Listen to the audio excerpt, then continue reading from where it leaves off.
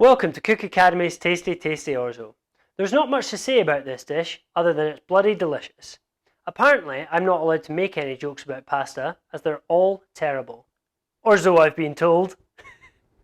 Was that not good? Okay, so first up, we're going to boil the shit out of some broccoli. Sorry, Mum. Yeah, I'll bleep it out. So this pasta doesn't actually have a sauce, but when you boil the broccoli until it's really tender and then mush it up, that kind of acts as one. In your other pan, what we're going to do is fry some shallots, chili, garlic, lemon juice, and lemon zest. Quite a generous amount of olive oil. So don't be too scared about putting a fair bit in here. You want it to at least cover the bottom of the pan. So yeah, oil is high calorie, but it's a staple of the Mediterranean diet and they live long as f***. Okay, so first in this pan, what we're frying is the shallots. They just take a few minutes longer, so we're going to pop them in for 2 or 3 minutes. So at this stage, once you've put the shallots in, we're actually just going to season them now, just with a good pinch of salt. And then give it a good mix so it's all totally covered in that olive oil. So you want this on sort of a medium to high heat, and you want to bring the sweetness out of these shallots. So after the shallots have been going for about 2 or 3 minutes, we're just going to pop the garlic and the chili in. And again, give that a good whiz about.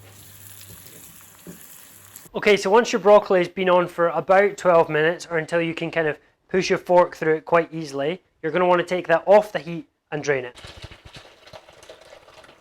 So I've just realised that this pan is actually too small for the broccoli to go into it, so I'm going to put the one with the shallots, the garlic and the chili and the olive oil into the one with the broccoli. Once you've got all of this stuff in the one pan, then you just want to kind of mash the broccoli until it goes into small pieces, okay? And what this small pan is good for is cooking our orzo. So with plenty of water in there, we're just going to quite heavily salt that water there. And then pop our orzo in. Where's my orzo? Where did I put my orzo? What the f***? Where did I put my orzo? Put it in a bowl. Put it in this drawer. Why did you do that? And then we're going to add our lemon zest and our lemon juice into here. And then give that a full mix again. Again, breaking up any last bits of that broccoli. So when your broccoli mix is almost done, we want to just take that off the heat, and this is when we want to grate that parmesan into there, okay? That will still melt even if it is off the heat. And then once that parmesan is in there, just give it one last whiz around and that will melt nicely. And you'll kind of see it start coming together quite well. So once your orzo is done, what we're going to do is we're actually just going to save a cup of that pasta water, because that has all the salt and the starchiness in it, which will turn the no sauce pasta into kind of a creamy sauce. And then just drain that, and then we'll put the two together. It's just one into the other.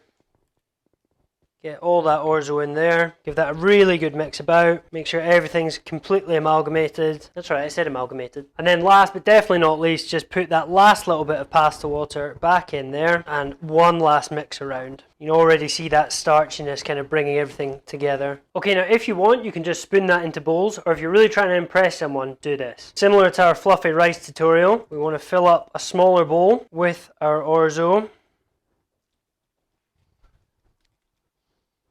All that in a bowl right to the very top. Then we get our plate, turn it vertically, right in the middle, flip that over, good tap, then very slowly lift.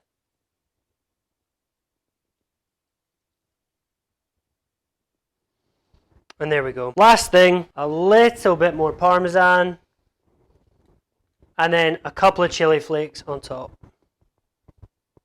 And that is Cook Academy's Tasty Orzo.